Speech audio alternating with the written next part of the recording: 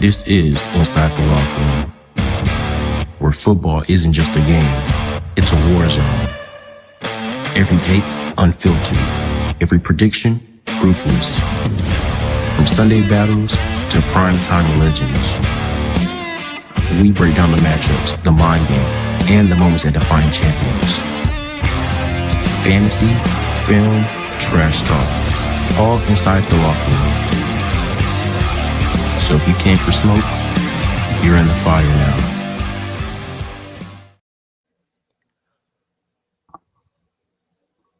Yo. What is up inside the locker room? We are back with another episode today. And we got a big one today. FIFA Club World Cup. A lot going on in the NBA in terms of free agency. A lot going on in the NFL world. And to close it out, the All-Star break from the MLB just happened. So first, I'm gonna pass the mic off to Benji because we do have a special guest joining us today. So yes, we do. We got my boy Kendrick. Kendrick, what's good, my boy? It's been a minute. Fat one. Yeah, what's up, guys? Glad to be on this podcast today. Glad to be on this. Nah, I appreciate you coming on, man. And yo, the Club World Cup tournament just finished. We both had, some crazy experiences there. I know you were working there as well, but not only that, I saw you also went to the Palmeiras game as well in Philly and a couple other ones as well. I mean, man, what'd you think of the tournament overall and like some of the sort of the games you went to? I thought the tournament to me was a success. I know there's a lot of like problematic stuff between having the Club World Cup and the players not having enough break and everything. But as a spectator standpoint, I thought it was great because it was kind of like a welcoming soccer, like the whole game, the whole sport to just USA because it's not like that big of a sport here. So especially that we have a World Cup coming next summer, I think it's like a great little preview. So I thought it was amazing, and the games I went to was amazing. The games I worked at was great. There's a lot of twists in that tournament. A lot of teams surprising the bigger teams, like South American teams surprising a lot of the European powerhouse teams. So I thought it was a really great competitive tournament, and it was different than like the usual brackets that they had. They used to have like it used to just be like 4 games, and it was just like weaker teams from different countries playing against like Real Madrid or like a powerhouse team like that, and it wasn't competitive. This is like a whole like it gave it more meaning to the tournament, which I liked. Yeah. No, yeah, for sure. Like from start to finish, it definitely felt like it meant something. And you mentioned the South American teams definitely surprising, and just a lot of twists and turns in general. We saw the Brazilian teams go on a run. I mean, Fluminense ended up in the semifinals, led by Thiago Silva, and most of their players were also on the older side too. So that was really surprising to me. But I mean, Kendrick, if you want to give a little bit of a background on yourself as well, man, I mean, tell people what you got going on too. I got you. So my name is Kendrick Lopez. I go to the University of William Patterson. I am studying sports management there and hopes to just work in sports, work in any type of area of sports. I played soccer like my whole life, pretty much. I played college soccer my first year, and then by the second year, I kind of just slowed things down and just try to focus on my career. Right now, I'm working at MetLife Stadium as guest services. So I'm basically scanning tickets, or I'm working like the aisles of games and pretty much watching all events when I'm there. Just recently got an internship with the New York Jets, which is exciting. That's awesome. It's a good start. Thank you. Yeah, congrats, man. I was super happy for you when I saw that, man. Congrats again. And it was a great experience for me as well, volunteering for FIFA.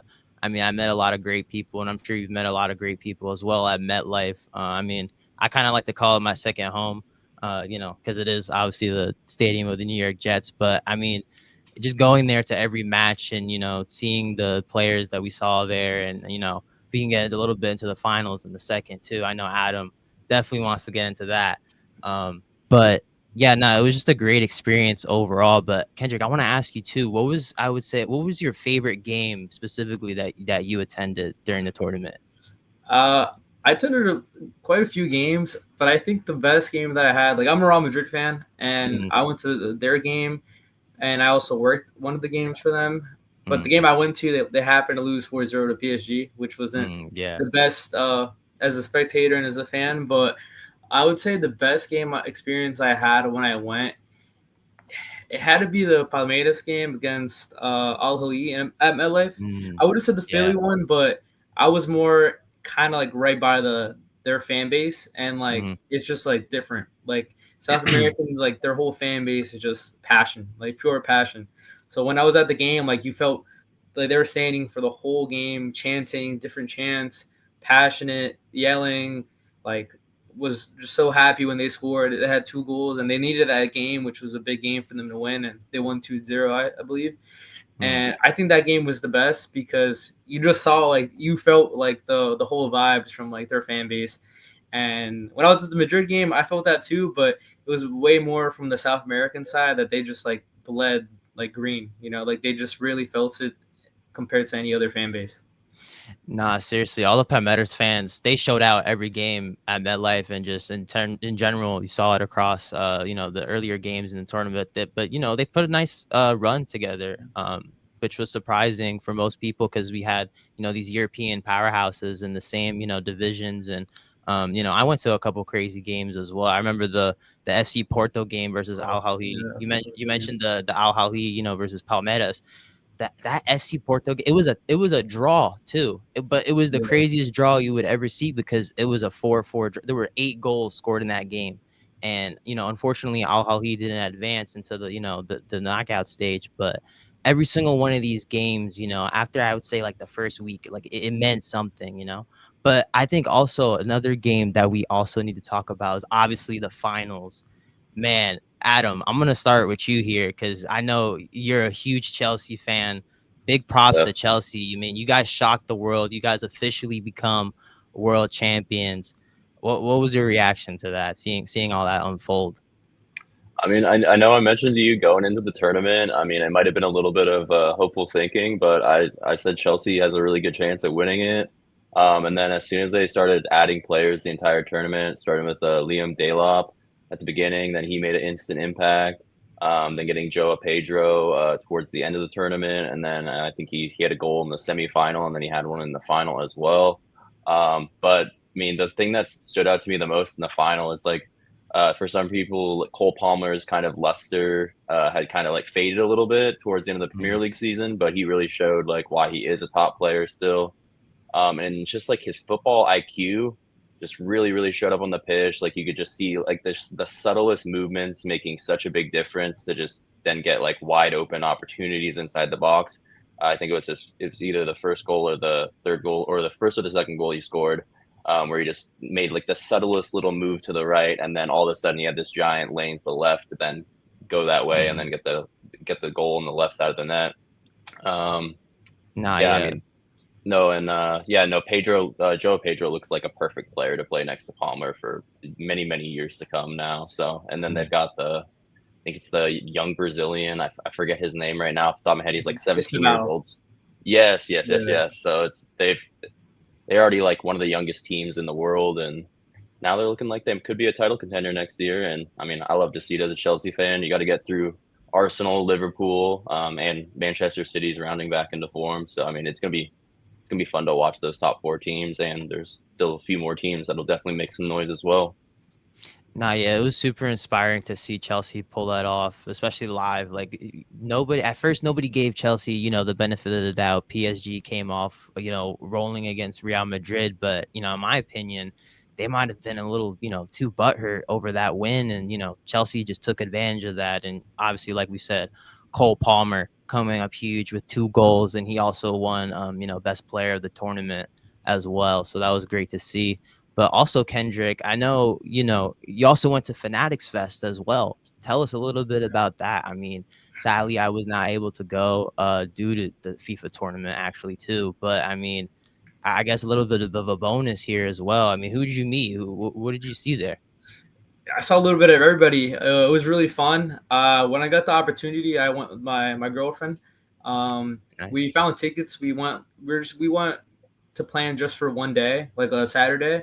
Mm, She had got me a photo op with Odell Beckham, and mm, I was like, yeah, Nice. perfect. And then I saw there was a deal for Friday, so I said, why not go both days? And a player I really wanted to see to get my picture with was my favorite player right now on the Giants, Malik Neighbors, and he was sold out for a Okay. lot of the photo ops. And then to happen that week that I was purchasing the tickets, it got reopened, so there was photo ops available. So I took the opportunity. I was like, yeah. So I have here like some pictures. I met Odell with this one. Got Odell. Tough. That's awesome. That's Um, awesome. Love it. got Neighbors in this one, and That's tough. it was a really cool experience. I had the opportunity to also meet Randy Orton, Okay. Goat. All right. Nice. Goat. and then for any UFC fans, I got to sign Alex Pereira for free. You know, he Okay. was just doing signings and photo ops there for free, which was huge lines. But I liked it because you got to kind of it was a whole experience. You got to talk to any your favorite athletes who were all walking around the building. Like you kind of had to walk 360, like just to see who was coming on your right, on your left, because there was like it was Des Bryant, CeeDee Lamb, Michael Parsons. You got a lot of the streamers that were streaming the event. Like if you guys are familiar with Lacey, Blackboy Max, like a lot of them were there and they were attending. So it was a bunch of people, just huge crowds. And then LeBron was at on Saturday. He arrived on Saturday, and it was Yeah. huge crowds of people. Were I you even got to tell Odell, I said, you know, how about you try coming back to the Giants? And he gave me a shrug. He was like, you know, I don't mind. And then he was doing those podcasts, and they asked him, and he said he's more than welcome to come. Nah, yeah, I saw that. Were you there actually the day also that KD got traded, or was that a different day? That was the Sunday. I was just there Friday to Okay. Saturday. Got But you. yeah, and like I was saying, the lines for like Alex Pereira, like they had told me they were doing free photo ops in this UFC side. They had sections for everything. So if you were a soccer fan, baseball fan, they had everything. They had UFC, soccer, Premier League soccer. I even got to see the actual Premier League title, and we Oh. weren't allowed to touch it, but we just took a picture as if we did touch it. We had the medals. It was really cool. I got to see the Vince Lombardi Trophy on the NFL section. And yeah, I thought it was an amazing experience, and that was my first time ever going to Fanatics Fest, because I would always see it, and I was told that it wasn't worth it, but then going there, it's actually really worth it, especially getting the photo ops, seeing your favorite players. You just had to do it. Nah, yeah, definitely. Nah, man, Kendrick, I appreciate you coming on again. I mean, Fanatics Fest definitely sounded like it was definitely a time. I mean, thank you for showing, the pictures again. Not gonna lie, I've seen OBJ in person too. He has some aura. I'm not gonna lie. I was Yeah. a little afraid to go up Oh, to yeah. him, but like he was one of them, But thank you again, Kendrick. I mean, me and Kendrick, we go way back. Actually, I went to kindergarten with this man right here. So it's crazy, how Way football back. could, it's crazy how soccer or football or whatever you would like to call it, connects people, in the world in general. But, this was, a perfect example of that. Kendrick, thank you for coming on again. Anything you want to plug, let the people know where they could find you. Let us know. Yeah, of course. I have my Instagram is Kendrick underscore Lopez. I also resell soccer jerseys if anyone's interested.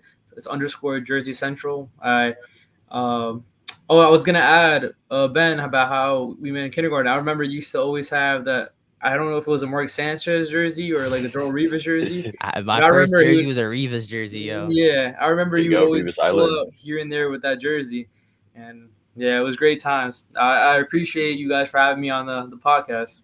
Nah, no problem, man. Thanks for Have a good joining. one, Nice to bro. meet you. Nice to meet you too. Peace Enjoy, out, bro. guys. Take it easy. Nah, that was great, man. Nah, yeah, it's crazy, like how long ago. Like we're 21 now. I mean, I'm a lot younger than some people out there, But that's just crazy to think about to me. But props to Kendrick. Yeah, I played and soccer since I was age 4. Yeah, that's the connections you make. Yeah, they're definitely lifelong. For real, yo. and to anybody watching that just enjoyed that special guest, more than welcome to join on the show, give y'all's opinions, y'all's experience. But jumping into our NFL segment, it's been a lot of contract things going on in this offseason, especially this week, mainly in New York. And then we've had some talks in San Francisco about Juwan Jennings possibly wanting out if he doesn't get a contract extension. But we're going to start in New York. New York had just sir. signed two of their, franchise guys or young franchise players. And I'm just giving my thoughts on this coming out the draft. I did not sleep on these two players at all. The tape and the production spoke for itself, and it just matched in the NFL. But Benji, your thoughts on that extension? Because I know you're happy about it. I mean, you could also look behind me as well. That's my boy right there. But let me get into this real quick. I think the 2022 draft class for the New York Jets could possibly go down in history. I mean, these signings, might prove it one day. But Sauce Gardner, he gets 4 years, $120.4 million. And, from Sauce himself, he says that he's just a kid from Detroit. So first off, I just want to say congrats, Sauce, on the extension. Super well deserving.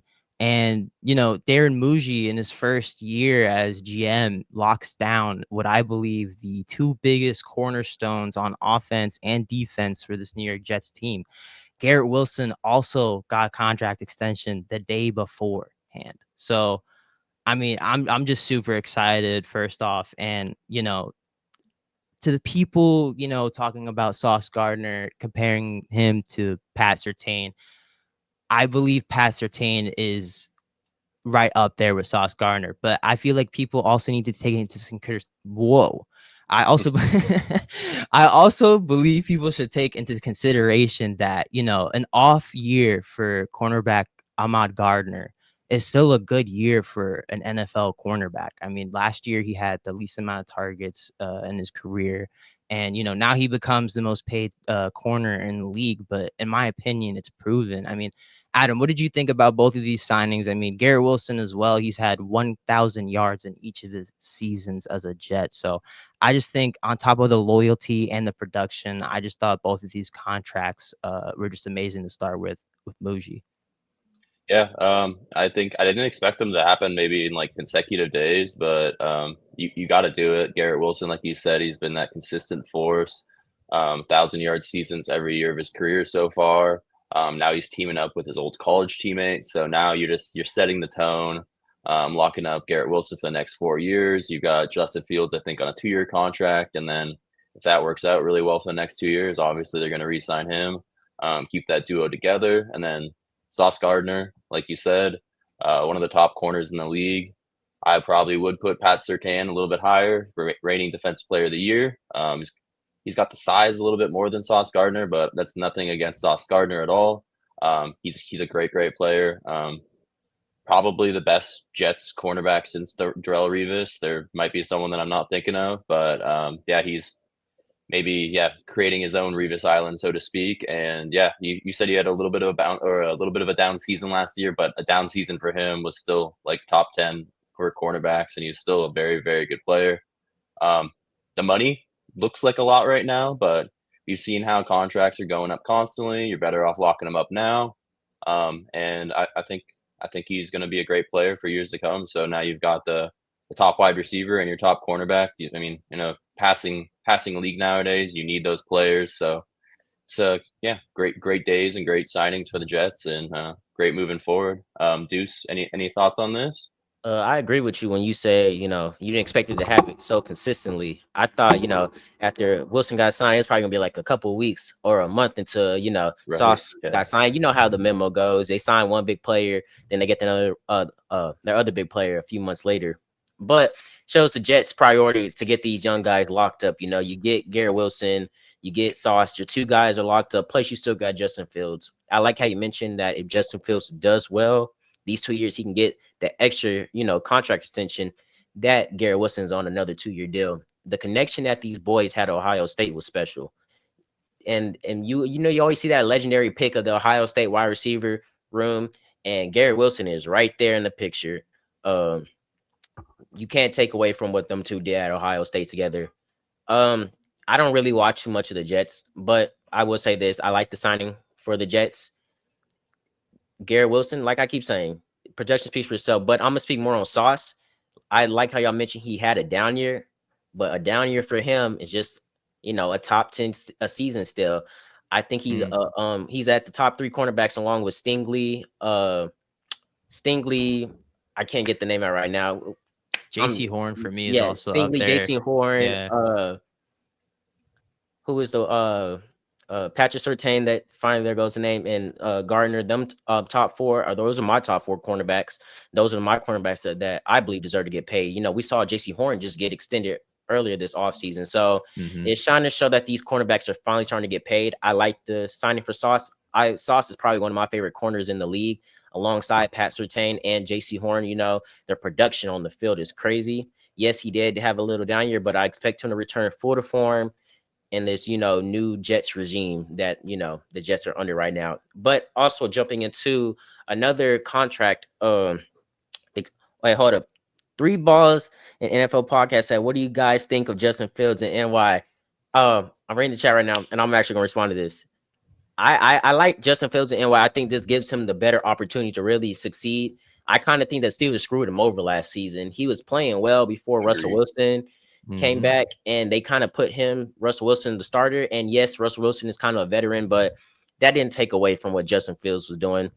Now I feel like he's in the even better opportunity with the Jets to even stride better. So to answer your question, I think he'll poise for success in New York.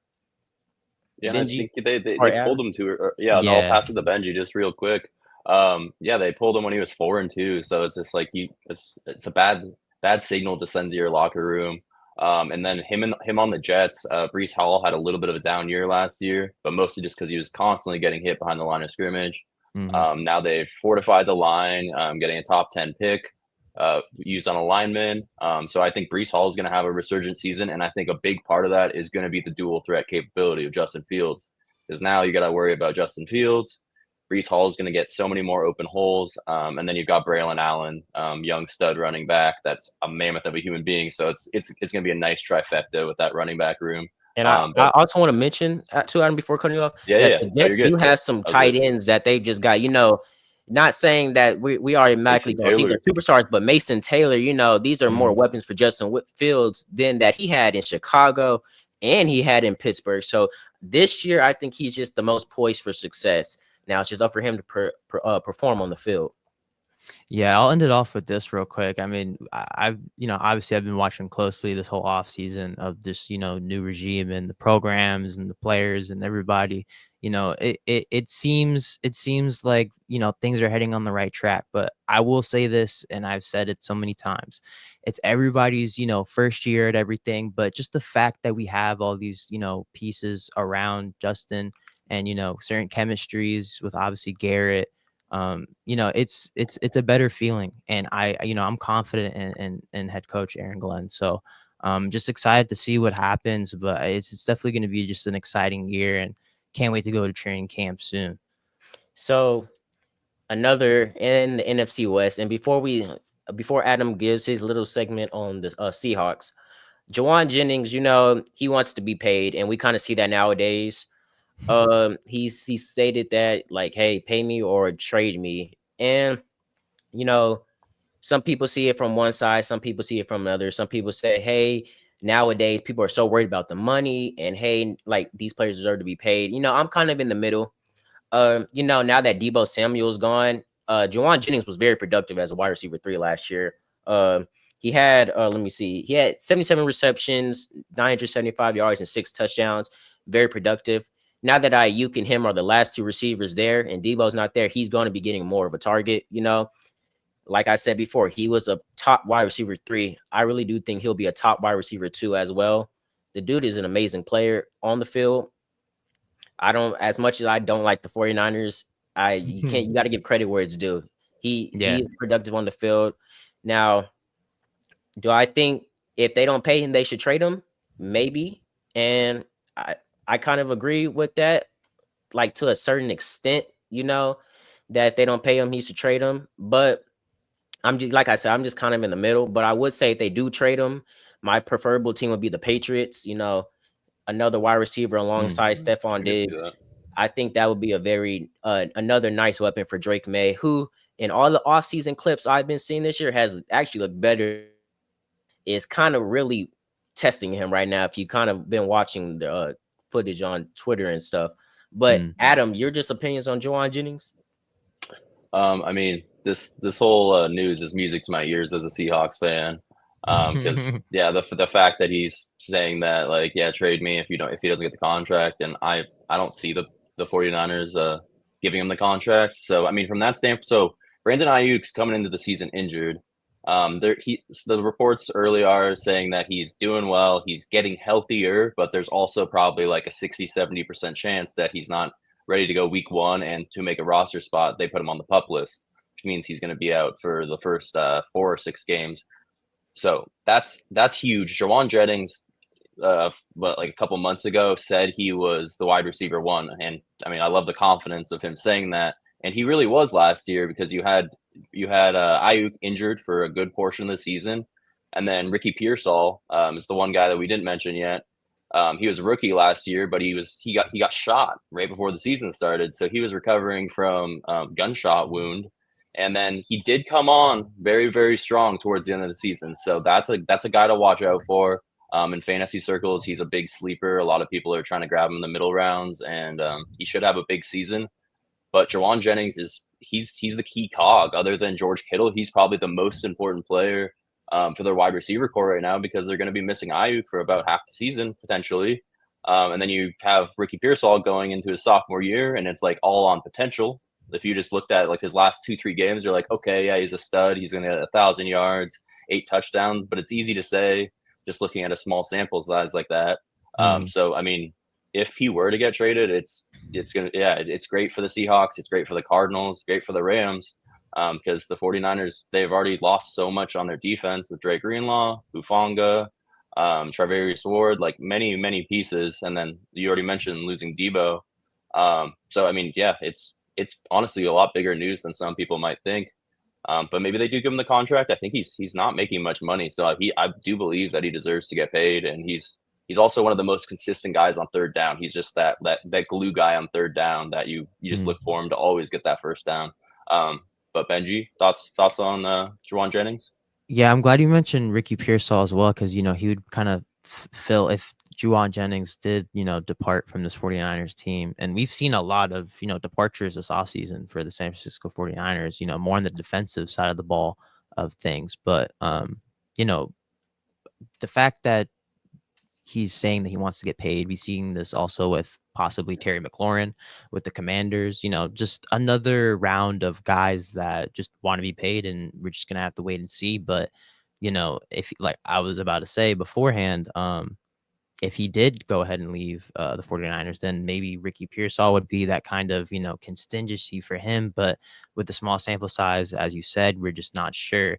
But maybe Brock Purdy doesn't necessarily, need all, not that he doesn't need all of, those sort of weapons, but who knows, maybe some other people come into the mix here in this wide receiver room. So now that it's more open, or possibly, even more open if Jawan Jennings was to depart. But I think it's interesting to see. And, I agree with that. He should get paid, was consistent last year. And yeah, you guys summed it up perfectly.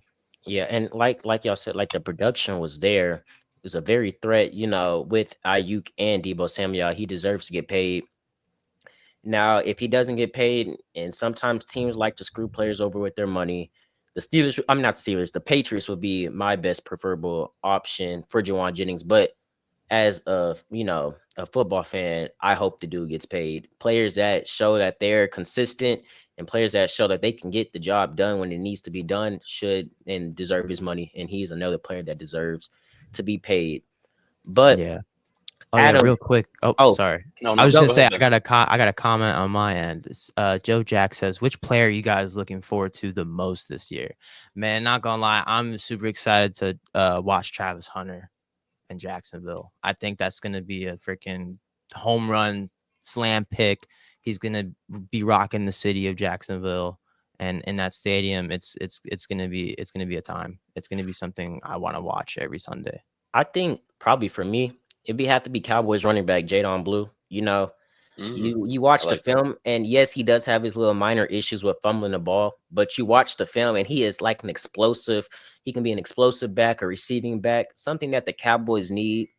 The Cowboys have, they've had their little inconsistency of finding just a true stable running back for the last few years. They've been kind of flipping between starting running backs. We had Dowdle, we had Tony Pollard, and not to say that these guys weren't productive, but somebody just to keep for long term. I think right now having Jadon Blue behind Miles Sanders and Javonte Williams is great learning experience. And eventually he can start getting those reps. And that's just what the Cowboys need right now. More young talent to fuel to the fire. Yeah, I'll throw out a couple.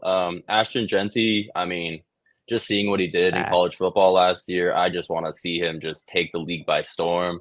But like that's one that's probably expected. You could throw Omarion Hampton in the mix, but that's another one like they're gonna get, especially with Najee Harris with his eye injury from a Fourth of July firework accident. So I mean, they're gonna get carries. They're gonna get them really early. But Tetairoa McMillan, I think he could have like top 10 upside. I think he could be following the footsteps of Malik Neighbors, Lad McConkey, as far as just players that just take the league by storm their rookie year. And then Bryce Young's finally got that alpha wide receiver. So that one's going to be super duper fun to watch. I do legitimately think he could have a top 12, top 10 season statistically because the target's going to be there for him. They've got other receivers, but no one's got like that alpha prototypical build. And from everything I've been hearing, he's been looking really good. He's a very good route runner, and Bryce Young's already getting a connection with him. And then one final one really quick, Cooper Kupp returning home to the Seahawks.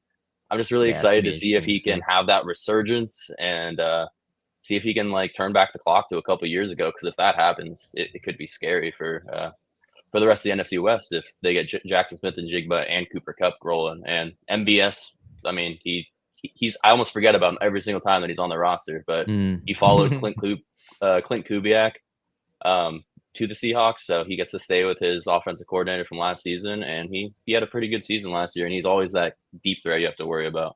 Yeah, and if that happens, the Sam Darnold fan club, including myself, would be very, very happy. Actually, I would want to throw one more player out. I'm actually kind of excited to see JJ McCarthy.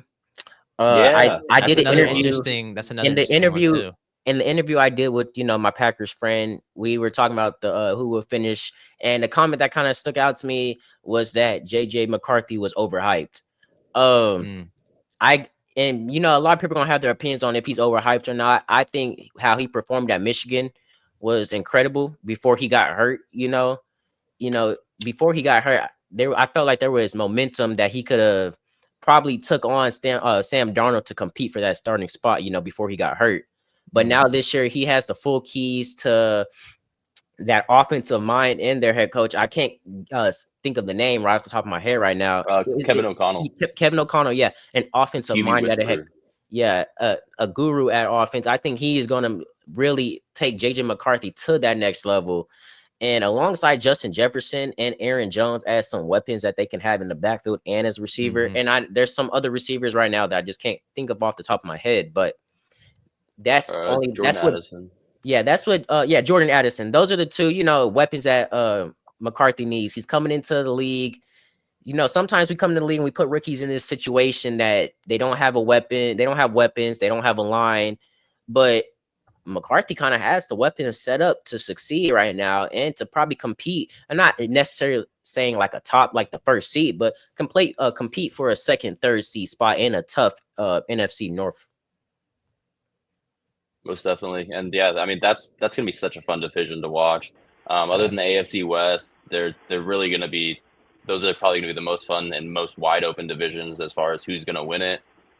So yeah, I'm very, very excited to see that. And I agree with you. JJ McCarthy could have a great first season. And one guy that the Vikings also added was Jordan Mason, who was one of the top running backs in football when Christian McCaffrey was out of the 49ers. So he's kind of not talked about enough, in my opinion, but I've heard reports that it could be a 1A, 1B with Aaron Jones and him. So with Aaron Jones getting up there in age, just take a few touches away from him and give it to Jordan Mason, who honestly, to me, runs like Marshawn Lynch quite a bit. So super high praise coming from a Seahawks fan. Yeah, and I know we had Michael just kind of join, but he'll probably be back in just a second. But jumping into, Adam, I know you wanted to talk about the Seahawks and, they're on the defensive side of the ball. And this has kind of been a long time brewing because you've been in and out. So you don't really get the chance to talk about the Seahawks, but this week you're here. So just give us your little rundown on the Seahawks, Yeah, I'll try to make it quick because I kind of wrote a few too many notes, but they were a sneaky good secondary last year. They were top 6. They have Julian Love, who's still under contract. He's had between 109 and 124 total tackles from the safety spot the last 3 years, and between 2 and 4 picks every single year. So, I mean, just the consistency on that back end is huge. And then with the cornerbacks, you have Devin Witherspoon, Tariq Woolen, and then now Shaq Griffin, past Seahawk, is now back on the team. So now he can fight it out with Josh Jobe for the cornerback 3 duties. And one of them will probably end up being the outside corner because Witherspoon's he plays kind of that nickelback role. He plays a little bit closer to the line of scrimmage. He just does a little bit of everything. So it's going to be really interesting. But I did a little research on Josh Jobe before we came on, and I was really surprised to learn that he had a 64% lockdown rate, which is a stat that's talking about preventing separation, which was second in the NFL last year. And he had 7 passes defense. So he's a really underrated player in that secondary. And I mean, they added Nickaman Worry in the draft. So Yeah, that's right. but before I talk about him, Kobe Bryant is another very underrated guy. He had a 72.8 overall pass grade, according to Pro Football Focus. That was 27th out of 171 safeties. That was his overall grade. His coverage grade was 32nd out of 171. His run grade, 21st out of 171. And then interceptions, he had 3 of them, which pretty quality for a safety. So then you have him and Julian Love both getting right around 3 interceptions. So that was 12th out of 171 safeties. So for a guy that's not talked about probably enough and not much at all, it's a very solid guy to go with Julian Love. And then, like I was just mentioning, they had Nickaman Worry in round 2. I thought he was in a lot of mocks. I had him going 18th to the Seahawks in round 1, or definitely getting drafted in round 1. So that was a steal getting him in round 2. Didn't allow a touchdown in coverage last year in college. Hits like an absolute truck. So I mean, no one hits like Cam Chancellor in my opinion, but you get a guy that is just hungry for those NFC West battles, and he's already said that he's going to be very excited to play the 49ers and add a little extra juice and hit a little bit harder when he plays 49ers. So you love to hear that. And he's a guy that can be played all around the formation. So Mike McDonald, for people that don't know, he was the Ravens defensive coordinator before he came over last year on the Seahawks. And 2 years ago in 2023, he was the Ravens had the top defense in all of football. So it was already building last year. Now it's in year 2. I think Mike McDonald's defense and the defense overall is just going to blow up. And because now he gets his Kyle Hamilton. Kyle Hamilton's already rated by most people, if not the top safety in the league, probably top 3, depending on who's grading him. And now he's got that in Nickaman Worry, where you can just put him anywhere in the formation. And like I said, he's very good in coverage, but I could see a lot of safety blitz coming off the edge. You can play him as a linebacker. So it's just, the fact that he's going to be the 3rd safety. So it's just there's so much depth. I was already mentioning all the cornerback depth. So, I mean, the secondary is definitely going to be the strength of the Seahawks, but y'all got a lot of depth on that defense. With y'all took DeMarcus Lawrence. Yeah, but I was just about to say DeMarcus Lawrence even too. He could definitely still ball, in my opinion. So the depth for you guys is going to be insane for next season. And we also got Michael coming on too. He's back. What's good, Michael? What's good? Welcome, Michael. Hey guys. Yeah, so just wrapping this up. Yeah, wrapping it up. Yeah, I can wrap it up, or if you had a question, either way. I was gonna say, who do you think is the player on y'all's defense that you would say is probably gonna be the most impactful, or you want to be the most impactful player on that defense, that their presence is gonna be shown? How Cowboys, we got Micah Parsons, his presence is shown every game. Who would you say is that for the Seahawks? I'd honestly say Leonard Williams, who we just re-signed. And he had that crazy interception play where he ran almost 19 miles per hour at 300 pounds. His nickname's Big Cat. He's a defensive leader, but then Jarran Reed's another guy. So those 2 guys in the interior. Jarran Reed is just a really, really undervalued player by most people. And so those are 2 guys that I expect to just be leaders of the locker room. But you were mentioning DeMarcus Lawrence, and I just was going to touch on the defensive line a little bit. So, I mean, it's already one of the youngest, most well-rounded defensive lines. You got Boy Mafe, Derek Hall, that should take even another big step forward next year. Boy Mafe had a sack streak of 7 games last year, then did fall off a little bit towards the end of the season, but he's still young and he's not even projected to be a starter. You get a Uchenna Nwosu coming back. And then the aforementioned Leonard Williams and the guy I just said. And then Jaron Reed, yeah, and then Byron Murphy, year 2. Like people kind of hated on him for no reason because he was still commanding a big presence in the middle. So Byron Murphy is another great player, and so I mean, we're just the amount of players that I can rattle off. There's so much depth on this defense, so it's like it can come from anywhere. And DeMarcus Lawrence, super underrated addition.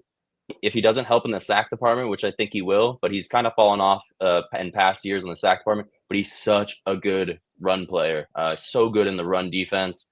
So I think that's going to help set the edge a ton and just stop the opposing the opposing running game. And because of that, I think the Seahawks are going to have a top 5 defense. To me, or to some people, that might be a bold take. That might be a hot take, but I do not even think it's that bold because if you look at all the pieces, it's there. And I think this division is very winnable. So we'll see what can happen there. And yeah, I think I hit on all of the things I wanted to right there. Yeah. So closing out our NFL segment before we get into the NBA, I want to say this: Michael just joined, and he's going to talk a little bit about some college football later. So I will very much well stay tuned to that. But jumping into our NBA segment, and this is my friend. He's also a basketball, let's call it head. He watches basketball, studies it. He even bets on it a lot. But he is a very good basketball head, and this is my friend Jericho. What's up, y'all? How y'all feeling? How y'all doing? Doing good. How you doing? How you doing? Doing good, bro. Just first things first, I want to say y'all have some really good football takes. I do not watch football that much, so like hearing y'all talk about it is kind of cool. It gives me a little bit more insight. I appreciate that. Appreciate that. Yeah. But and I said I literally said I let you go first and answer these questions. The first one, we got the summer league's been going on. Any young players or any rookies just been standing out to that have caught your eye, made you be like, oh, he may be a star in the league? Well, I mean, when you say star, I feel like it's very hard to already put that label on a rookie. Okay, I would say a caliber role player. Okay, so for me, I think the first player that has really caught my eye is Terrence Shannon Jr. on the Timberwolves, right? And so he's been doing very well in the summer league. He's been averaging 22, 21 points per game in the summer league, right? And over the course of this past season, he got minutes throughout the year in the regular season, and he did his job well. But when he got minutes in the playoffs this past season, he did very, very well with what he was supposed to do, right? He was defending very well. He was attacking the paint. He was shooting, right? He was doing what was asked of him to do. And I feel like with his performance now in the summer league, he's going to gain more confidence basically heading into this next season. And when you look at the way that the Timberwolves are made or their team structure, he could very well have a big impact this upcoming season on the Timberwolves if he gets consistent minutes, whether that be 15, 20 minutes a night. He can make an impact. And he's not going to be a star player, of course, on the Timberwolves because you have Julius Randle and Anthony Edwards, but he can be a very big help moving forward for them. Yeah. So, and I'm just going to, before I pass the mic off around the room, one player that has kind of really stood out to me this summer league is Kyle Filipowski. Yeah, I really wasn't watching the Jazz that much, but then I kind of, after they drafted Ace Bailey and I looked at the team, I was like, this team is actually younger than you think. They got a bunch of young players that could develop. Kyle Filipowski is another one of them. This is year 2, I believe. He's averaging 29 points per game in, the summer league. He had 35 the other game, but to the Spurs, but they lost to a buzzer beater. He still had a perfect game. He's another player that I just feel like after this year, he will be on that Jazz team in a few years. He can be a nice presence on that roster, But I'm gonna pass the mic off, and I'll start with Adam. Just any players in general or young players that just stood out to you this summer league. Yeah, I haven't watched too much of the summer league, but one matchup that stood out to me was when the Mavericks played the Lakers. Of course, the headlines were Bronny James and Cooper Flagg. And Cooper Flagg, I think, shot 5 of 20, did not have a great game. However, he came back, and I think the next game and scored 31 points. Looked like the number 1 overall pick that they thought they were going to get. And then I think it was a really smart move from the Mavericks to immediately shut him down for the rest of the summer league because they saw what they needed to see. They saw the dominant play, and there's no sense in trying to, or no sense in risking injury for the first overall pick, and might as well just shut him down. And you have at that point, especially with Kyrie Irving being out, you got to keep him healthy, and he looks like he's locked in and ready to go for the season. But I'll pass it off to Ben if you want to go next. Any thoughts on any summer league? Yeah, I mean, I haven't watched that much of it as well, like you said, but I mean, Yang Hansen for me on the Trailblazers has been cool to see, cool to watch. I mean, he just says that he just eats, sleeps, and PS5s with 2K. But I mean, on the court, he's looking like a force to be reckoned with. So I'm gonna be excited to see him this year.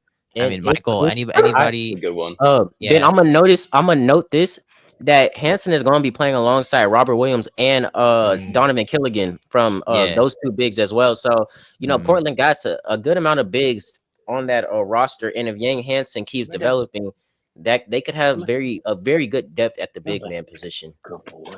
Yeah, Michael, anybody for you that stood out for you this summer league? I know we talked a little bit about fears last week. Anything else to add for the summer league? I know the last episode I spoke about fears, but I'm gonna talk about Bronny. I'm gonna throw Bronny James out there, and I'm gonna throw Derek Quinn out there. Those guys have really put their names out there. Like, they're getting people to understand that that we are as talented as other people say we're not. And I'm gonna start with Bronny James because there was a lot of criticism that Bronny James was getting, and he's been balling. Like, he got the hops. I seen him do a 3 like father, like son, yeah. Like Bronny, I mean, don't add too much flavor to the sauce now. I mean, I like it. I like it. But no, Bronny is just continually showing that, I'm as skilled as my dad is, but I'm not here because of my father. I'm here because I have the skill and the talent to get to the next level. And then not only that, and then I'm gonna jump to Quinn. This guy here, man, he's like 6. Oh, I think we lost the audio. Wait, hold on, Michael. We can't hear you. I love but your audio cut out. Wait, Michael. Can't hear you. Is it just for me or is it for y'all too? No, I can't hear him. Yeah, we can't I hear can't you. hear him. Just 1 sec, Michael. Wait. Can you hear us? I can't hear you. Oh. Nope, he's back. Is that better now? Michael, try talking.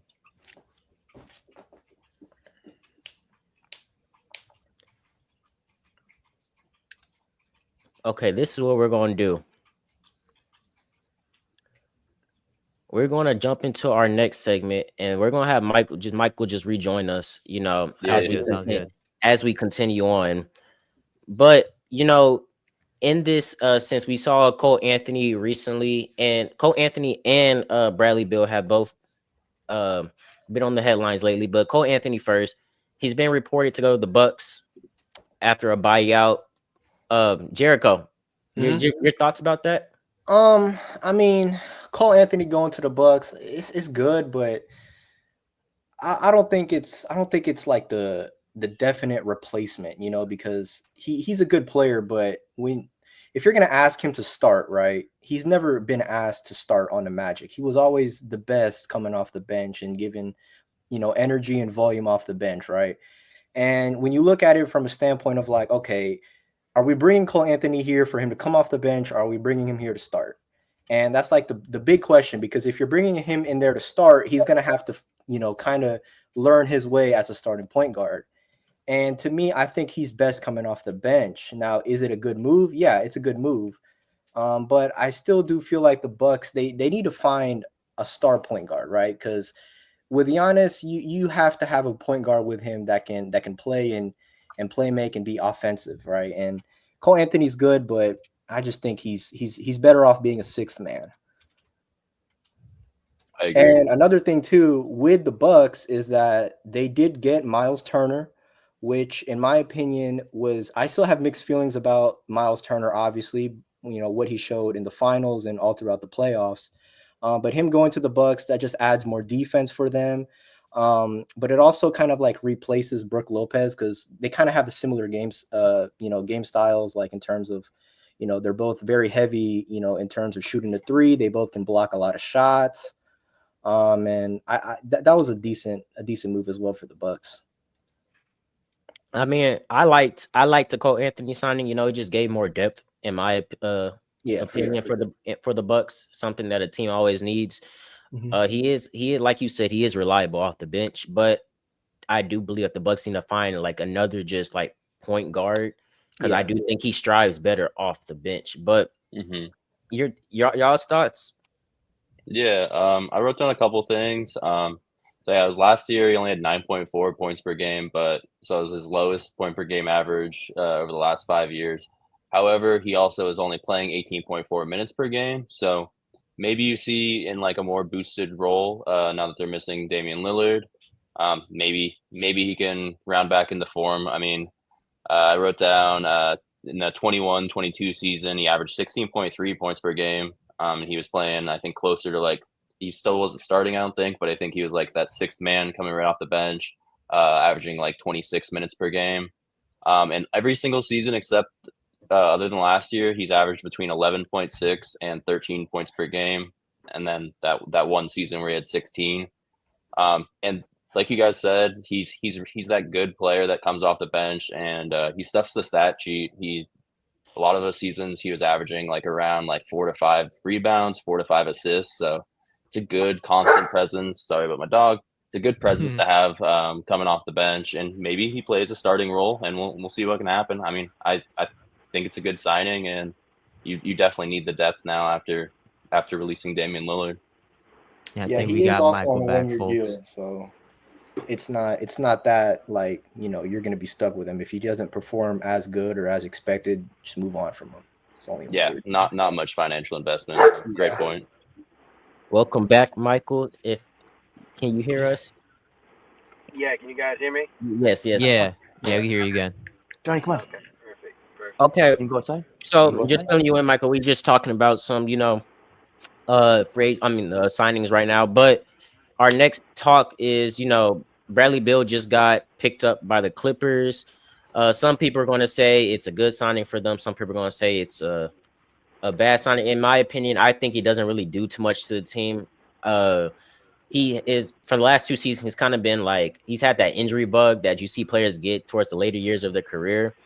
And this LA team is kind of already old. I think like their average is like 33, 34 years old on that team, full of their starting roster's a bunch of 30-year-olds.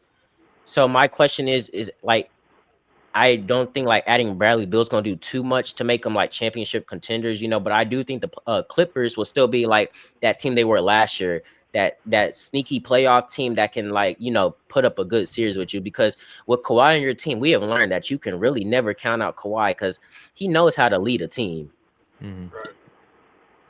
But I'm actually going, Jericho, your thoughts on that? Because I know you were a Clippers fan once. Okay, so the Bradley Beal going to the Clippers, in my opinion, I think it's a good trade.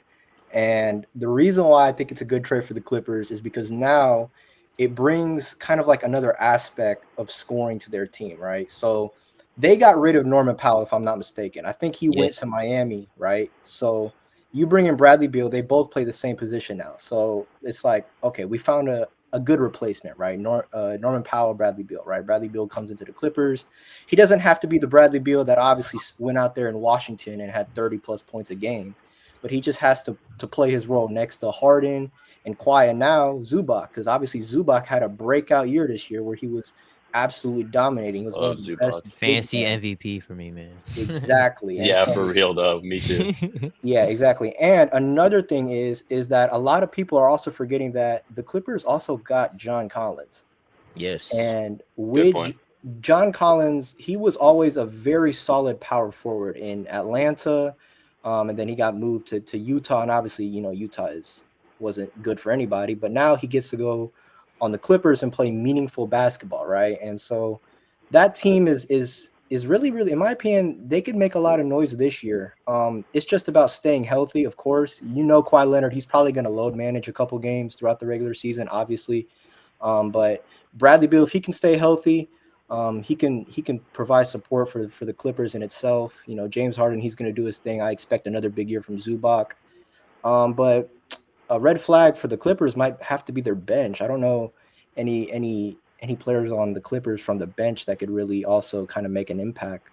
Other than that, I mean, you just got to find. It's hard these days to find a really complete team in the NBA just because of how everything is. But I mean, yeah, that's just my thoughts in general. Yeah, it was a great point about like Kawhi Leonard and probably need to be having some load management, having some rest games. So now you add a guy like Bradley Beal, who we've seen him be like a prolific scorer at many different points throughout his career. And maybe the biggest thing for me is I think it was a 2-year, $11 million deal. So that's like in NBA money, that's like almost nothing.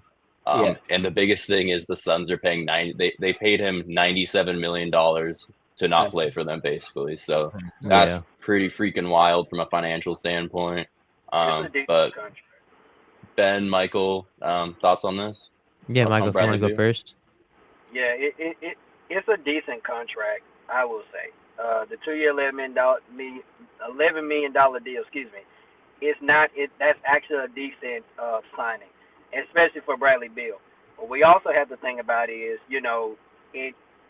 the signing is actually more, to me, is more about depth, in my opinion, because at the same time, like I said, you got Kawhi Leonard, you got James Harden, you got the pieces, but at the same time, it just really determines where do you put Bradley Beal. Do you put him at the point guard position? He can play point guard position, but like Deuce just said, he's injury prone. So the real question here is how much impact is he going to put with the Clippers roster? Because you guys know I'm very big on, players that are like over their 30s. You got James Harden that's like, 35, and you got Kawhi Leonard, I think he's like, 37 or 34? 34. Like 34. 34. So the real question here is that how much, physicality does Bradley Beal still have in his ability to score, his ability to dribble, his ability to pass? Those are the keys that you need to ask yourself when it comes down to Bradley Beal. Even though it's a decent signing, don't get me wrong, but the real question here is, like I said, how much of an impact can Bradley Beal help out Kawhi Leonard and James Harden? Because do I think this is a winning caliber? It's getting there, but it's not a championship contender team, in my opinion. I'm just going to call it like it is here. Not saying the Clippers are not good, okay? But what I'm saying is that they might be, maybe a top 5 seed in the playoffs, something like that, maybe in the play-in. But yeah, I can see that. It's just going to determine, how long can these players last in the season. Now, do I expect them to play every game? No, that's not what I'm saying. What I'm saying is, with Bradley Beal, James Harden, and Kawhi Leonard, how long can these guys play together? Can they play a few games together to where the Clippers can build up a winning record so they can get to the playoffs? It is the main thing here. That's my thought. Michael, and I like, because we oftentimes we see like these players, like we hype up these players that are going to play together, and I'm like, no means I'm taking away from what Bradley Beal has done, but like in my instance, we hyped up KD, Kyrie, and Harden, and they barely played because everybody was injured all the time. You remember? I know y'all remember that. Exactly. Yeah, the best that ever was, man. So my question is, like, I'm not taking away nothing from what Bradley Beal has done. It's just that when he was on the Suns roster, it was just, to me, it just felt like, oh, he's out again for this period of time because he can't stay healthy. Now, I am not taking away from what the Clippers can do because, like I said before, I never counted Kawhi Leonard. This team last year made a playoff push, and they actually competed with the Nuggets, if I can remember correctly, in the first round. They went to 7. So you can never count this Clippers team. I think Bradley Beal, just like Jericho said, he just needs to contribute. He doesn't have to be that player we saw in Washington, but he just needs to contribute. But my biggest question for him is just, can you stay on the court and not get injured? because we don't want to see what was happening in Phoenix, where you were just on the everybody thought you was gonna come to Phoenix and ball out, but you were just constantly hurt week after week in these periods of time. That's just my thing for it.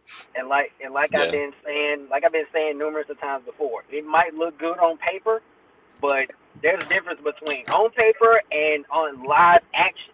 On You know the what I'm saying? court. Because Yeah. on the court is what I'm saying. Because even though you got Bradley Beal, Kawhi Leonard, James Harden, that on paper that look good.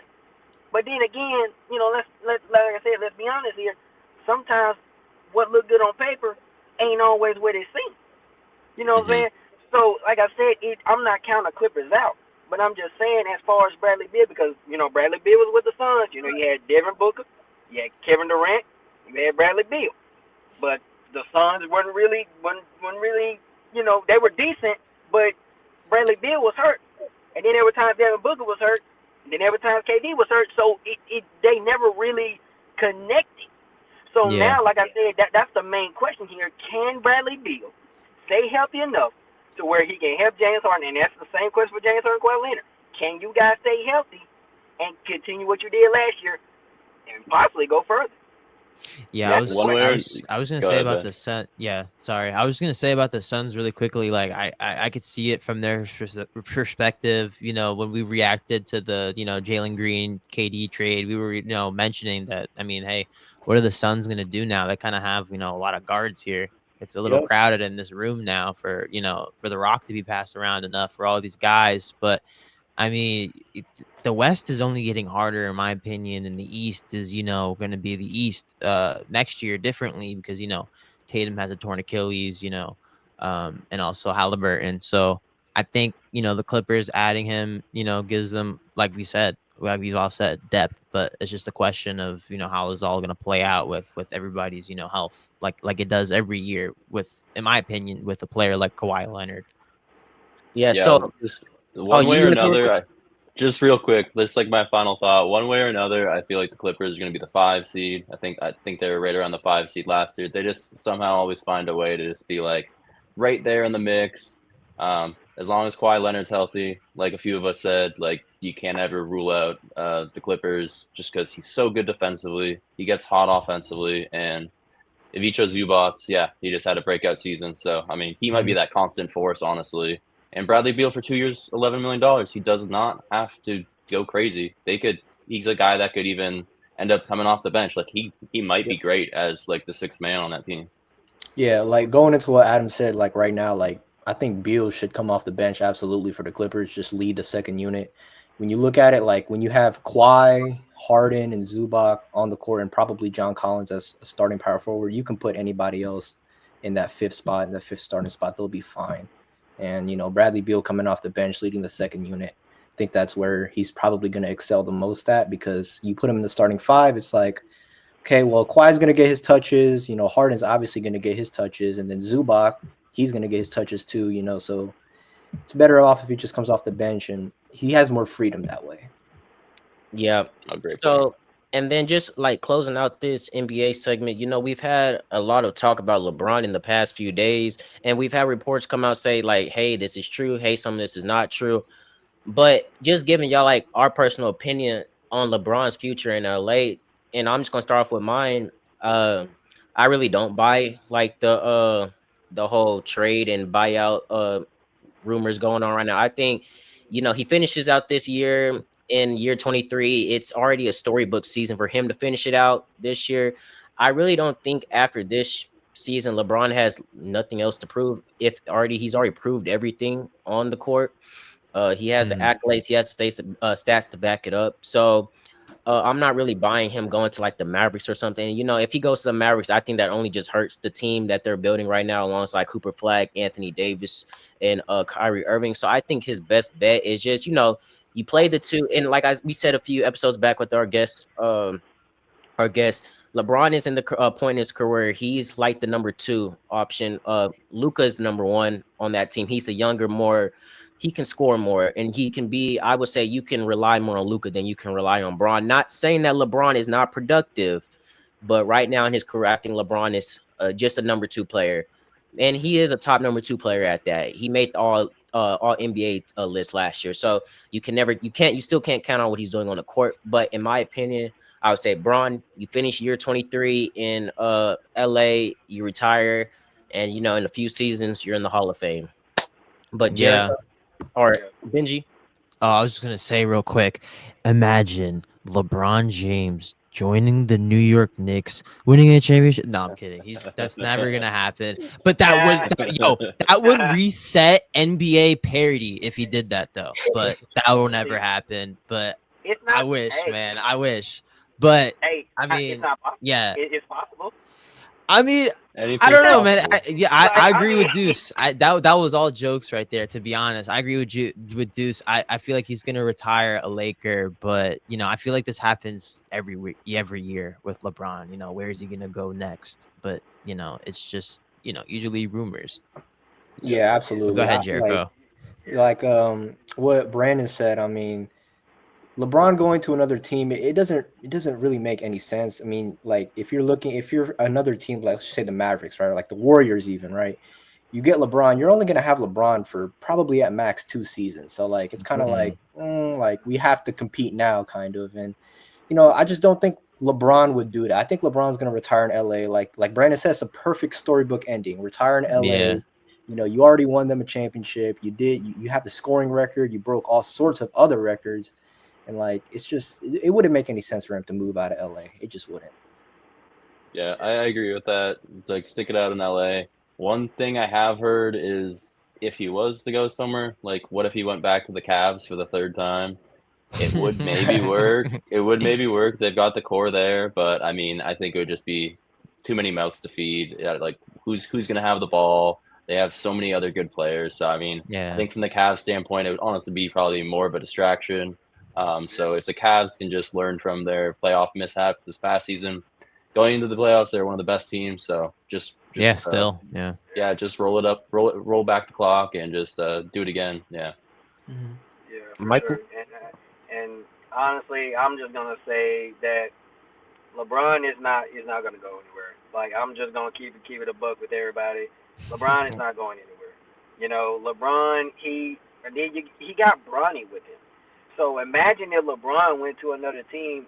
I mean, not saying that Bronny is going to be fine with or without LeBron.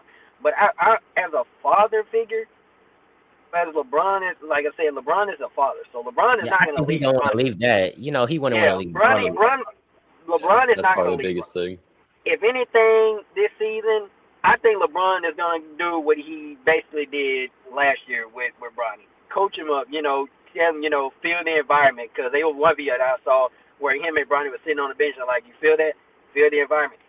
He's going to be teaching his son the ins and outs of the game and how to work around the crowd, work around your ability. LeBron is going to be teaching Bronny. But I think the question here is LeBron started his career in Cleveland. Cleveland is technically his home. So it really would determine where would LeBron want to retire his jersey at. Because most players, what they do is whatever team they started at, they're going to retire there. It's not always that way, but at the same time, LeBron, he loved Cleveland. And it really just came down to the point where, it was just time, to go somewhere else. But even though LeBron went somewhere else, Cleveland, in my opinion, I think Cleveland is still his home. And he's probably going to want to retire his jersey in Cleveland because that's where he started, his career. As a young guy, he started his career in Cleveland, and he built up, in Cleveland. He left Cleveland, he came back, won a title for Cleveland. So I just feel like it's more love in Cleveland than it is in LA. But don't get me wrong, LeBron loves LA, but I can't speak for LeBron. I don't know what who or where LeBron will want to retire from. It's just only determine where was he most comfortable. And I think that's the real question. Yeah, and I mean, we know LeBron's probably gonna get like that Jordan treatment when he retires. We're gonna have multiple teams retiring that multiple teams retiring his jersey. So I don't think it'll be a doubt that Cleveland is not going to retire his jersey. You know, obviously he brought them their championship in like 50 years. Yeah, he So built I, it. He built yeah, Cleveland. so This I is really, for you. so I really do think like, hey, you know, maybe he signs like a 1-day contract. You know, Yep. he signs a Yeah, 1-day yeah. contract to finish off the year or finish off the offseason with Cleveland so he can get that jersey retirement. But I'm just thinking like in going into the playoffs, I see LeBron on the Lakers, and I still see the Lakers as a playoff team with LeBron on the team. absolutely. Yeah, you But see that a lot in baseball where like a player might be like basically retired, but you'll see them just sign and like ceremonial basically, so to speak. Like Ken Griffey and Ichiro both did it with the Mariners. Right. Just like the very end of the season, or the very end of their career, just so you can say they ended with that team. And like you said, Deuce, he's gonna get his jersey retired by Cleveland no matter what. yeah, That kind but of reminds me. Like Ichiro's last team was the Yankees. Was that his last team? Marlins, I think it was the Oh, Marlins, Marlins, actually. really? Super Okay. random, we yeah. saw Gotta with say. Dwayne, we saw with D Wade, we saw with Kevin Yeah. Garnett. You know, they returned back to their team, so it's like it's never out of the picture. But I just think from just thinking from a outside standpoint, I just don't see the need for like LeBron to go to another team to start off the regular season. But closing out this segment, you know, Jericho, it was nice having you on as a guest feature, and you know, you are always welcome to come back on and talk Yes, basketball. sir. Absolutely. Hey, Appreciate Jericho. you, Jericho. What's up? Great. Hey, I got one question, brother, and I'm gonna let you go, dog. Mm-hmm. My first question is, where do you see LeBron retiring? Do you see him retiring at 45? And also, do you think LeBron still has a physical shape and the muscle strength to be able to do what he's been doing for another 5 or 2 seasons? Like, where do you see LeBron? Like, what age do you see LeBron retiring at? I think he has 2 more seasons left. That's just me. He came out, I'm pretty sure, and he said that I'm not going to be in this game for too much longer. I think 2 seasons is the max. Obviously, he's still as physical, as can be. He's still very athletic.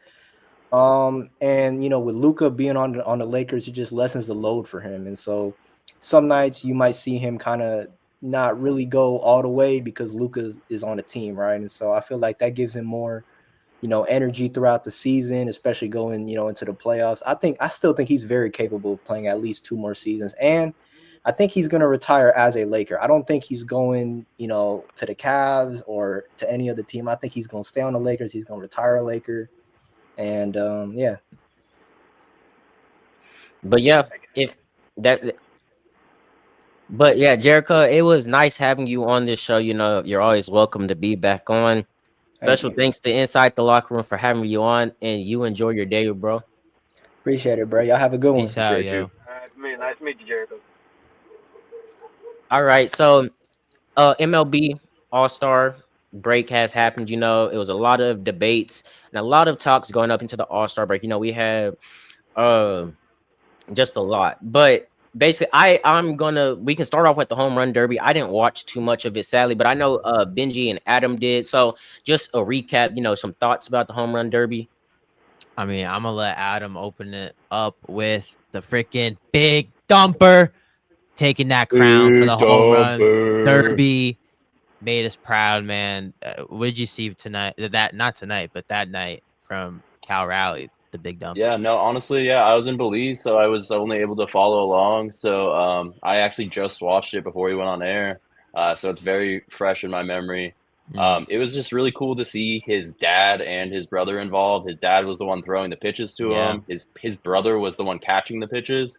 And when he was interviewed afterwards by Jeff Passan, Cal basically said, like, yeah, it was my brother, like, right behind the plate, like, just urging me along and hyping me up. He's like, he credited him with, like, a lot of why he won, just being hyped up by his brother. And even his dad, even his brother was, you could actually hear him a few different times on, like, on like a hot mic, but you could hear him kind of like telling his dad, like, no, like, pitch it over here, basically. So it was awesome to see. Of course, round 1, it came down to a fraction of an inch to get by Brent Rooker. That was crazy. But I think he was just kind of, and like, it was also cool to see in round 1, because I mean, the catchers never won it outright, and switch hitters never won the home run derby. So he literally did his first half batting from the left side, like that's his typical power side. but he showed that he can do it from the right side. And I mean, he showed it during games, but it was just cool to see him do it in a home run derby competition, just to like honestly kind of show off. And then he kind of locked in the second round and round 3, and he was just batting from the left side. But I mean, you can just see. I mean, Big Dumper he's accurately named that. Like he That's what he happens did when he not. dumps down baseballs, man. Yeah, and he didn't lose anything in his legs. Like it really does pay to have like a large lower body in baseball. Like you saw it with Ken Griffey for years. That dude was also a big dumper, and he had ginormous legs as well. Like, and I'm not just saying that like to say it. It's like it's true. Yeah. Like Cal Raleigh didn't lose. Like, he didn't lose any of the gas in the tank. You get to see it round 2. I think he put up 15 or 16 home runs. Easily got through that round, and then finals it was Junior Caminero. Young gun, he's like 21, 22. He's going to be amazing for the Tampa Bay Rays for a long time. So it was really cool to see the young gun versus Cal Raleigh. And I mean, yeah, big dumper brought it home, and it was awesome to see just because he deserves it. I was a little worried after round 1, but he can just do it nonstop. Like it's so effortless. It's a nice swing, and he's using the lower body. It's great. Yeah, no, what are your thoughts, Ben? I was watching closely out, and when he actually won, I was like, man, I know Adam is so freaking proud right now. I mean, he's only the second Mariner too of all time, I believe, other than Griffey to win it. Yeah, so, and I Ken mean, Griffey was there to watch the whole thing too. Yeah, I mean, another stat that kind of made it sort of special for the Raleigh family, and that's even, I noticed that as well with his dad, just the teamwork and them three kind of like going, hand in hand, and then they get to the final versus Cruz, and it wasn't even close. So it was just a big dominant performance from Raleigh. And Deuce, if we want to start talking about the All-Star game, this is kind of flip-flop for me. I didn't watch, as much as the All-Star game as I did the home run derby, but what'd you see from the All-Star game? I mean, and what I did watch, because I'm not gonna lie, I did fall asleep in like the 5th inning. But what I did watch is, man, the National League got some hitters. Yeah. Yeah. Pete The Alonso, game, baby. they opened up the game. Yeah, they opened up the game, hitting, swinging, and they got up to an early lead against the American League. Got something in my eye, but they got up to an early lead against the American League. And when I woke up, the American League had came back, and they went into swing offs. And just watching, let me see if I can just think of the name real quick. Schwarber? Kyle Schwarber? Kyle Schwarber. Watching him go 3 for 3 in swing offs was just something that I had never seen. And I've always mentioned multiple times, oh my gosh, I got something in my eye. I've always mentioned like time after time, like this is really my first time really watching baseball. This is probably like up there with hockey with the best All-Star break. That swing off was just incredible. Watching all the players interact with each other on the sidelines, getting all hype. But yeah, the All-Star game was just something as a first-time viewer, like really watching. That was just something that I want to see again. And it was actually competitive, something that, in my opinion, the NBA needs to take notes of. Yeah, and the It NFL. looked like they were like the NBA and the NFL. These players were NFL's actually in shambles with that right now. Yeah, it looked like they were actually going. I'm gonna say this: they were playing, but they weren't. They were playing a good amount, but still having jokes and still talking along. They were mic'd up in the game. We saw PCA mic'd up with the the broadcast, and that's something that I feel like that the NBA and the NFL just need to take like notes out of, like, hey, we can have all this fun and stuff on the side while the game is going, but our players still need to play, because that is kind of what kept me, like I said, I kind of fell asleep, but when I woke up, that is what caught me back in the game, because the American League had came back and caught back up with the National League. Now, it sucks that the National, I wanted the American League to win, because that's what the Blue Jays are. They're in the American League, but the National League and Kyle Schwarber, however you say his name, Schwarber, he went 3 for 3, and the fact that it was still close, and that all they needed was just a home run to really tie it up or get back in the game. The fact that it was still close, and they couldn't get it done, is just like, that's how competitive it was. But rounding out All-Star break, coming out of All-Star break, a lot of the top 10 has shifted, and I'm just going to give my top 10 because it kind of has shifted a little bit since last week. But at 1, I'm going to give the Tigers still 59-38. I still think that they're the best team in the MLB. Number two, I give it to the Astros. They beat the Cubs 2-1 in the last series that they played them, and they beat the Dodgers 3-0. Although that the Cubs have Cubs and the Dodgers have a better record than the Astros, you still cannot take away from what you still can't take away from what the Astros did on against those two teams. At three, right behind them though, will be the Cubs. They beat the Yankees going into the All-Star break, and yes, the Yankees did have a kind of a slight drop off, but it looked like they were kind of finding their footing just a little bit against the Cubs, but they still lost that series. At four, I give it to the Dodgers. Although they are four, they are still a top team in baseball. You wouldn't count them out. Shohei Ohtani is. Man. You can't count that team out. That team is loaded with in my opinion, all stars, even if they didn't make it. But Yeah. you really can't count them out. At five is a team that really jumped up for me is the Brewers. And their young pitcher Jacob Mirakowski kind of got a lot of controversial takes on this weekend about him making the playoffs. I mean, not the playoffs, but the All-Star game. But he is a generational pitcher. The Brewers the Brewers are just that team that kind of snuck up on me. They're 8-2 in their last 10, and they're just one game back from the Cubs in first. So, in my opinion, why can they not be the fifth seed if they're competing with first for the Cubs right now? And they could be a team coming out of All-Star break, just like the Boston Red Sox, that are a team that 10 wins, baby. Just keep an eye on them. At six, I give the Blue Jays. I've been very high on them. Yes, I kind of did eat my words. I'm gonna say this: they lost to the Athletics. I ate my words when I said the Rays lost to Athletics and the Blue Jays lost the series to the Athletics. But the series, the series was still close. I mean, during that series, it looked like a bunch of just innings that the Blue Jays should have scored and they didn't score. All that, but I still in that division that they're in, you still don't want to count them out. Like Adam said, we got a long series ahead of them. 7, I give the Phillies 55-41, 5-5 in their last 10. 8 will go to the Mets.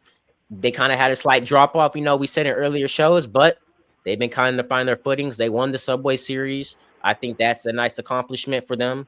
9, I actually give it to the Red Sox. They're 10-0 in their last 10, and all season, this season, they're 5-1 against the Yankees.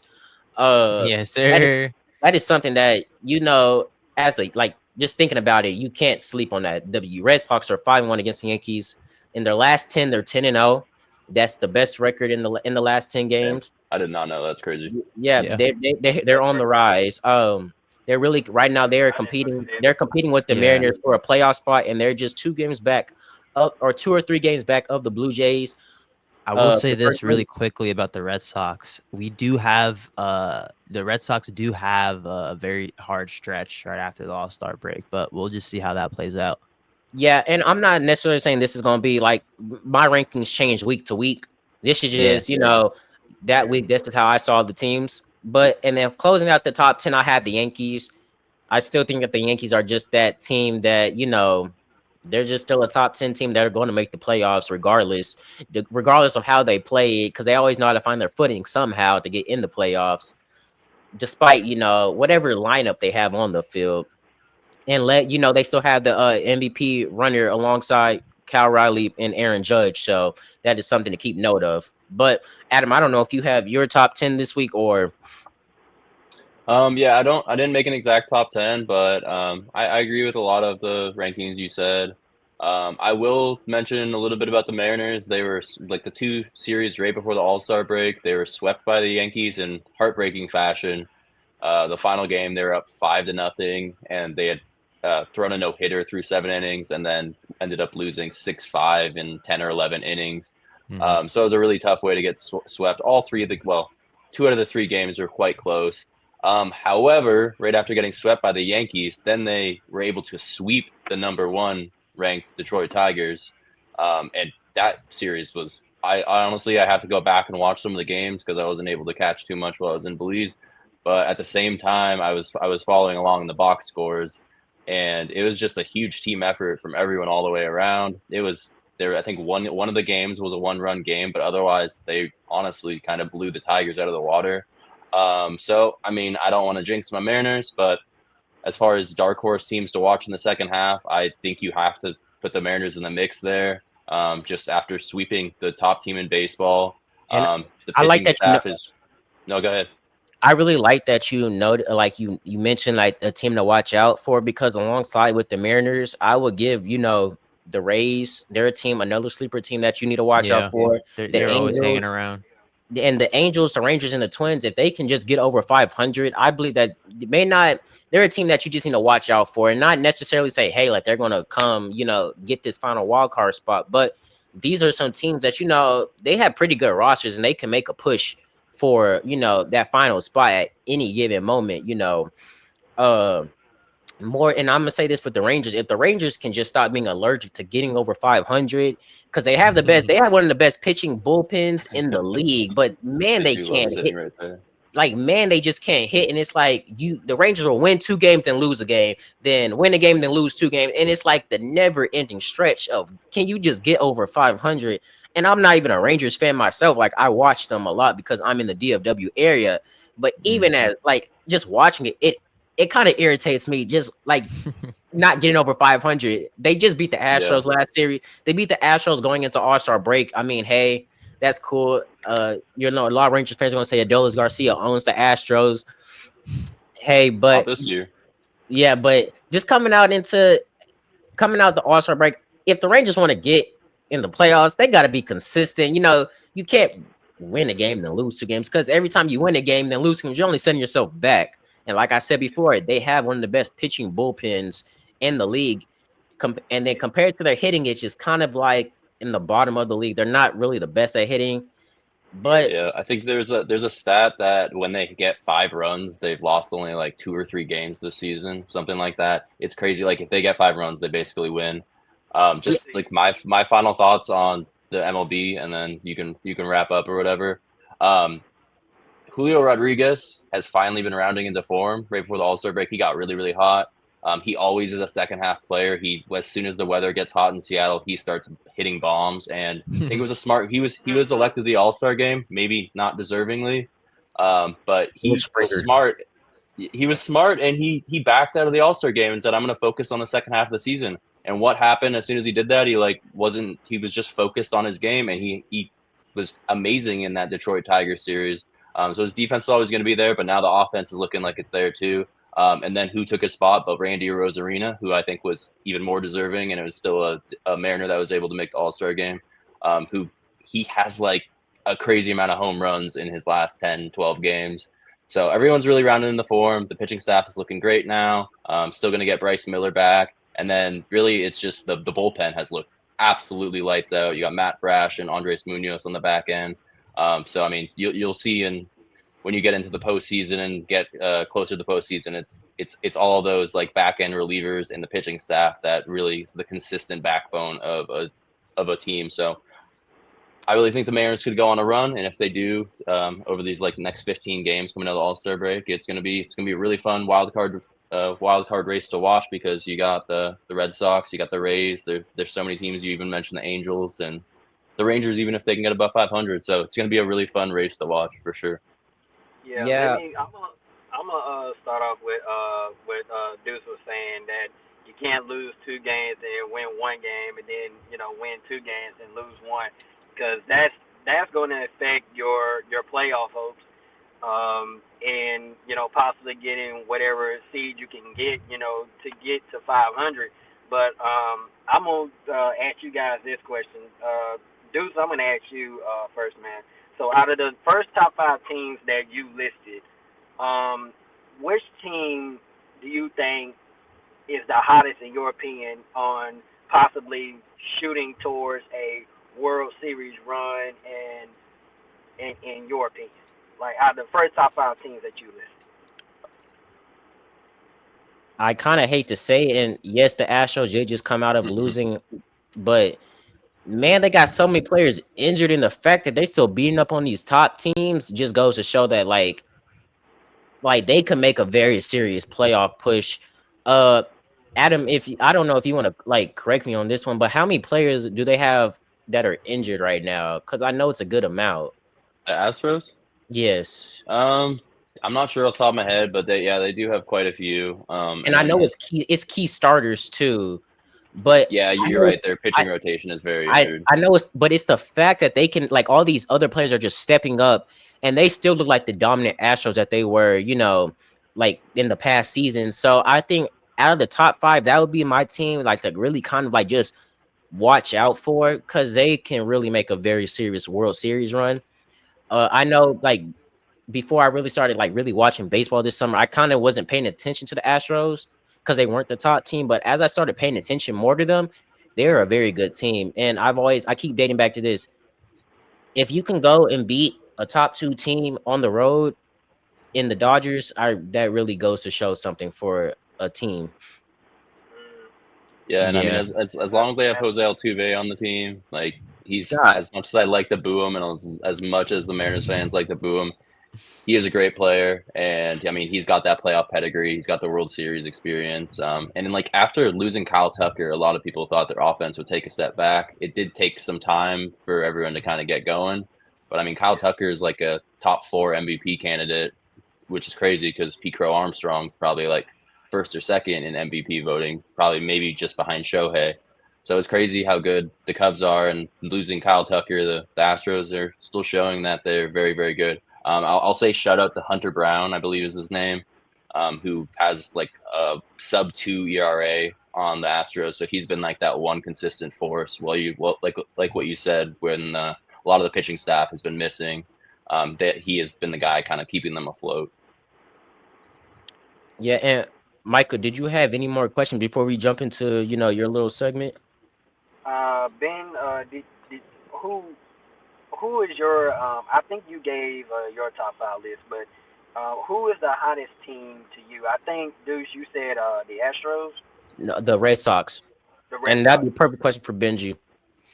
Yeah, I mean they do have, this hard stretch right after the All-Star break, but I mean the last time the Red Sox went on a 10-win streak, they won the World Series in 2018. So we'll just see what Nice stat. happens with these next series coming up, but I feel like that's what I love about being a Red Sox fan sometimes, is that, sometimes during the years where, we're supposed to be rebuilding, not having a chance in the world to be where we're at, at the start of the season. And then now fast forwarding all the way till now, the boys are hot. So we'll see what happens. They're hitting very, very well right now.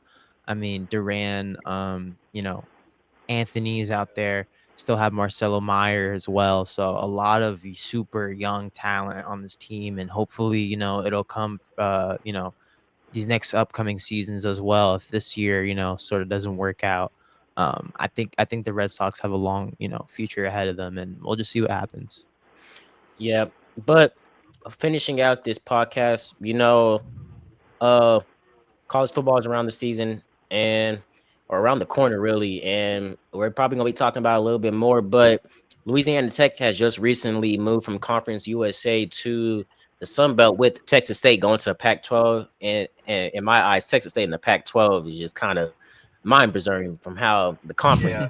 conference realignment doesn't make sense. You got California playing an ACC, for instance, but Yeah. I kind of like this move for. I'm gonna start with my opinion as somebody that's like goes to college in that LA area or Louisiana area. Uh, Having like Louisiana Tech was in the Conference USA, so they really weren't playing teams like ULM and Louisiana. Now that they're in the Sun Belt, you're playing the Raging Cajuns, you're playing the Warhawks more often, and that's Louisiana Tech's real rivals right there, Louisiana-based rivals. But Michael, just really like, what is your opinion? Like, just break down and give some more insight on it. Honestly, man, first thing I'm gonna say, I think it's a great move for Louisiana Tech. Number one. Number two, I think it's a good chance for Louisiana Tech's head coach. I think his name is Sonny Cumby. He's on the hot seat right now. He hasn't really, added a lot of winning depth for the Bulldogs country, and I just think this is one a relief for him to see if he can change or can match up with the Sun Belt Conference teams. Because, like I said, with the Conference USA teams, Tech really wasn't. They were competing, but they were getting beat down by a lot of teams in that conference. And it just gets down to the point where now I think this is a way more better fit for Tech, because not only that, the rivalries, like you said, was between Louisiana and Lafayette, the Raging Cajun Nation down there in Lafayette, and then you got ULM over there in Louisiana Monroe, which is about 30 minutes from my hometown in Ruston, Louisiana. Like the rivalry is just going to add more fuel to the fire in the state of Louisiana, and that's gonna add more attendance crowds. It's gonna more probably possibly some stadiums are gonna be booked. Possibly it's possible these two games here might end up being televised. I mean, because it's an intense rivalry. It's an intense rivalry between Monroe folks and Ruston folks and Louisiana folks down there in Lafayette and Ruston and ULM. It's just a huge connection and a bit of little bitterness between both both areas. So I think this is an awesome move, and shout out to the Sun Belt Conference on voting for this, because I really wanted Tech to be a part of this when I first heard the news about it. So am I expecting some big things? Possibly, but I'm just ready to see this rivalry every year. Tech and ULM, they didn't really play much each other, only by about a few years in the making. And then Louisiana Lafayette, Tech ain't never really played them either. So just imagine all three teams in one state playing each other every year. That is a rivalry to be watching. And if some of y'all do not know, like ULM, Louisiana Tech, the rivalry has been going on for years, and it's not as intense as LSU versus Alabama. It's not as intense as Ohio State versus Michigan. It's not as intense as those games, but it is a rivalry, and at the same time, in my opinion, a rivalry is a rivalry. Whether it's ugly or clean,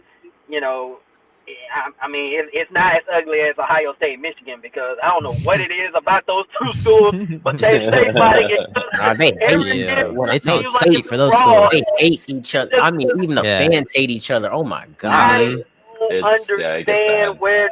I don't understand, guys. I don't know what it is.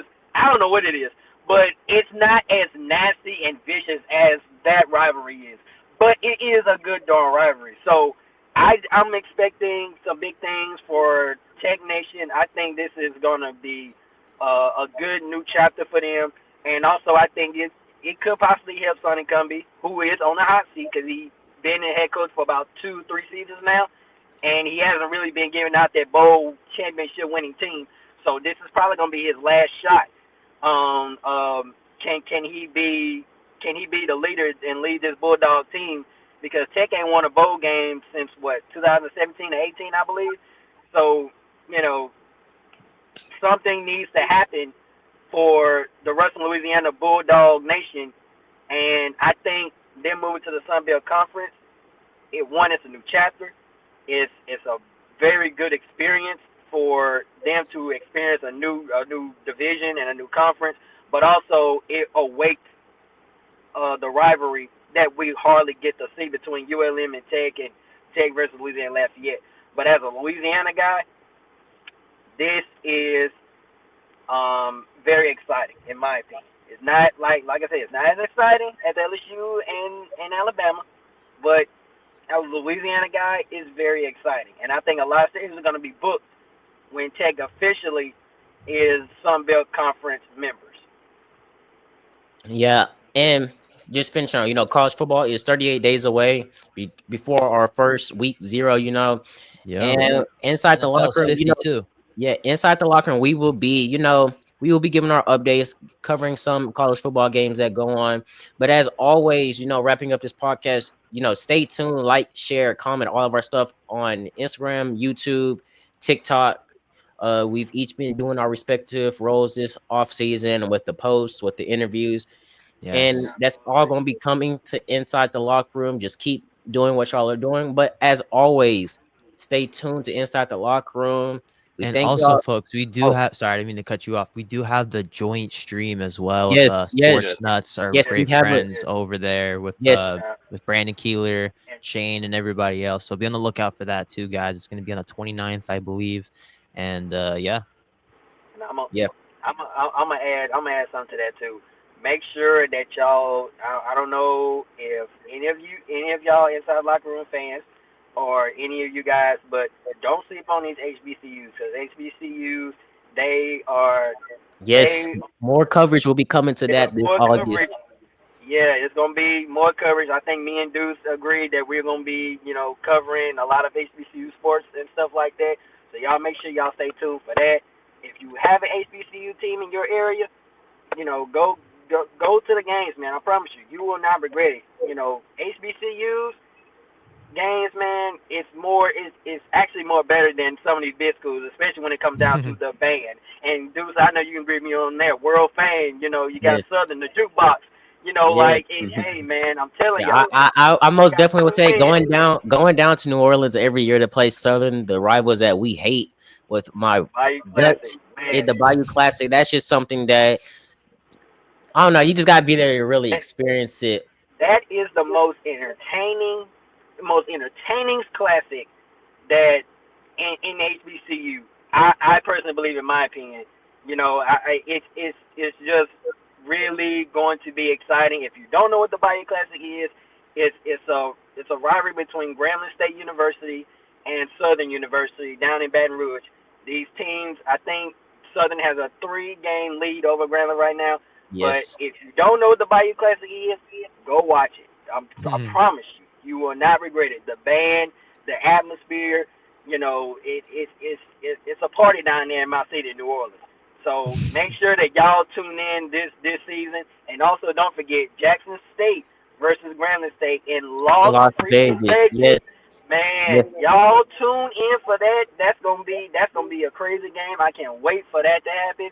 But yeah, man, make sure y'all go watch that game in Las Vegas. I'm talking to all Inside Locker Room fans that are watching us, and I'm also talking to you guys, Adam and Benji. If you don't know what the Bayou Classic is, and if you don't know what's going on in Las Vegas, watch Grambling State and nah, Jackson State, definitely, I'm gonna and be watch tuning in. Grambling and Southern University. I promise you guys, you will I not like all regret it. sports. I'll be tuning in. Absolutely. Yeah, but that's just a few updates from inside the locker room. But as always, before we close this episode out, stay safe, and just keep subscribing, keep showing the support to our media and all of our stuff. But as always, thank y'all for tuning in, and thank y'all for watching this episode of Inside the Locker Room. Peace Peace out. out, guys. Peace out. Grace, peace.